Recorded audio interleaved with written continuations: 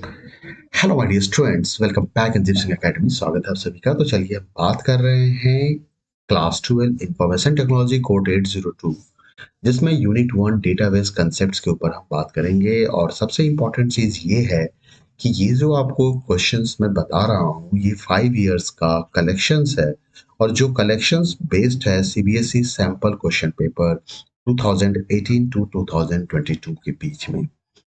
तो सबसे पहला क्वेश्चंस लेते हैं, जहां पे पहला क्वेश्चन टोटल 70 क्वेश्चन का कलेक्शन किया है मैंने। क्वेश्चन नंबर 1 क्या कहता है कि the number of attributes in a relation is called.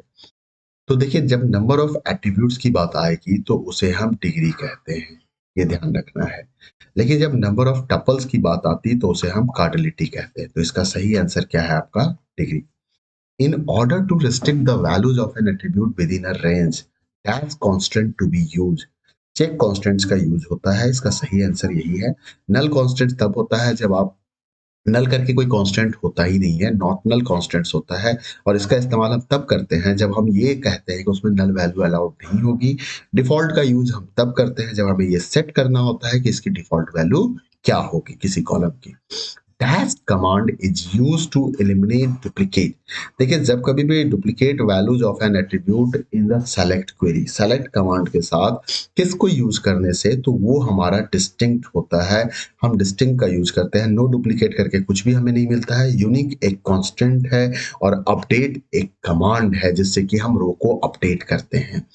Question number 4 को देखते हैं। Dash command is use to delete the structure of the table. देखिए, टेबल के स्ट्रक्चर्स को डिलीट करने के लिए हम drop table structure to delete the structure of the table, तो इसके लिए हमें ड्रॉप टेबल का इस्तेमाल करना होगा। तो कंप्लीट टेबल ही डिलीट हो जाएगा यहाँ से, ठीक है।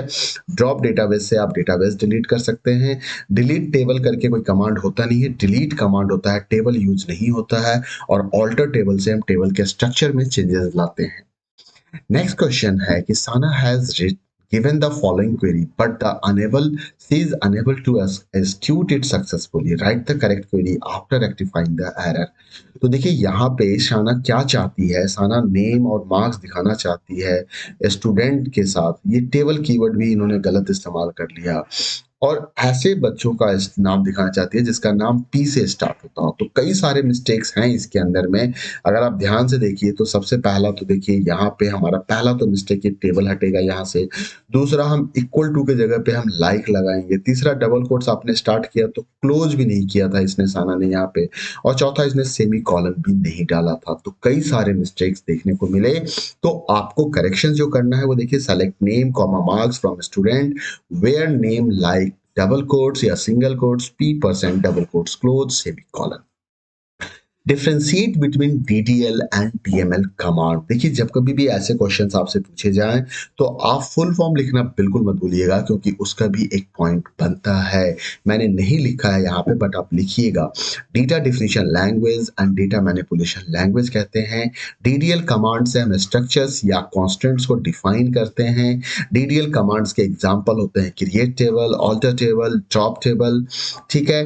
और डीएमएल कमांड है जिससे कि हम इंसर्ट, मॉडिफाई और डिलीट का काम करते हैं। इसके लिए इंसर्ट, अपडेट और डिलीट कमांड इसके अंदर होते हैं, ठीक है। और इसकी full form data definition language होता है और इसका डेटा मैनिपुलेशन लैंग्वेज होता है। नेक्स्ट क्वेश्चन को देखते हैं। Consider the following table doctor and answer the following queries in SQL. तो सबसे पहले डॉक्टर टेबल को देखते हैं। यहाँ पे क्या क्या दे रखा है? ID, department, OPDs, doctor name and fee. आइए सबसे पहला क्वेश्चन देखते हैं। To display the name of all doctors who visit OPD on MWF। तो ये डे दिया हुआ है, ठीक है। यहाँ पे दो कंडीशन है। जो ओपीडी में जाता है, मतलब उस डॉक्टर्स का, सॉरी कंडीशंस तो एक ही है। उस डॉक्टर्स का नाम दिखाइए जो ओपीडी में जाता है, ठीक है। और कब जाता है? MWF में जाता है, ठीक है। तो इसके लिए क्या होगा, आपको लिखना है, डॉक्टर का नाम दिखाना था तो डॉक्टर का नाम का कॉलम यहाँ पे आ गया। Select doctor name from table का नाम, वेयर क्लॉज के आगे आपने OPD days equal to MWF लगाना है, जो यहाँ पे देखिए ये 3 रिकॉर्ड आउटपुट में आएंगे। नेक्स्ट क्वेरी कहता है to display the all the details of the doctors whose department ends with Y. अब देखिए यहाँ पे पैटर्न मैचिंग का क्वेश्चन है। आपको सारे डिटेल्स दिखाने हैं जिसका डिपार्टमेंट वाई से एंड करता है, यानी कि गायनेकोलॉजी, हेमेटोलॉजी, ऑन्कोलॉजी, ऐसे वाले डिपार्टमेंट आएंगे। तो क्वेरी का सॉल्यूशंस क्या बनेगा? Select star from doctor where department like percent Y, क्योंकि एंड कह रहा है तो स्टार्टिंग में हम परसेंट लगाते हैं। ठीक है, तो count the number of doctors in ENT department, तो यहाँ पे select count star from doctor where department equal to ENT.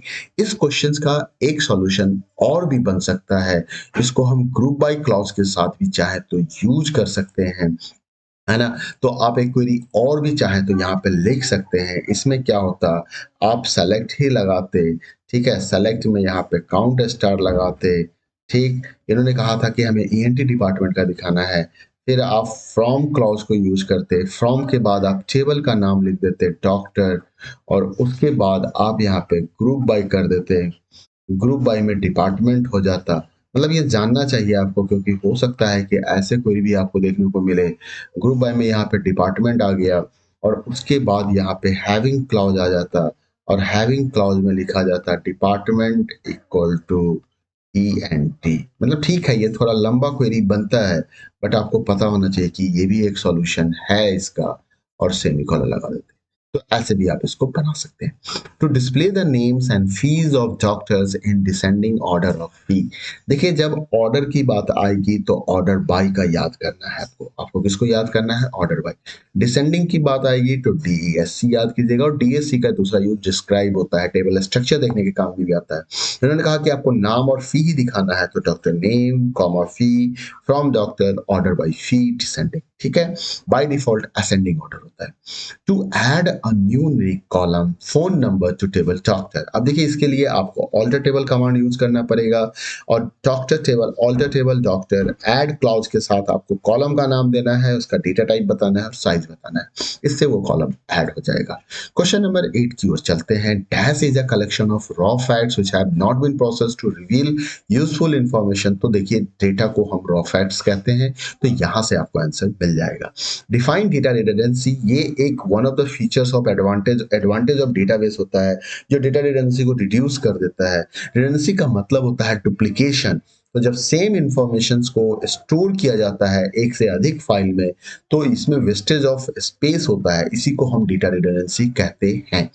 ठीक है, ये सारे आंसर्स सैंपल क्वेश्चन पेपर से ही लिए गए हैं, इसलिए आप मतलब एक सीबीएसई का लैंग्वेज है, इस चीज को ज्यादा ध्यान में रखिएगा। ये मेरा लैंग्वेज नहीं है, ये सीबीएसई का लैंग्वेज है। Dash constant is used to restrict the values of an attribute within a range। अभी ये क्वेश्चन रिपीट हो गया, देखिए चेक कॉन्स्टेंट्स है, ये क्वेश्चन दूसरी बार पूछा जा चुका है।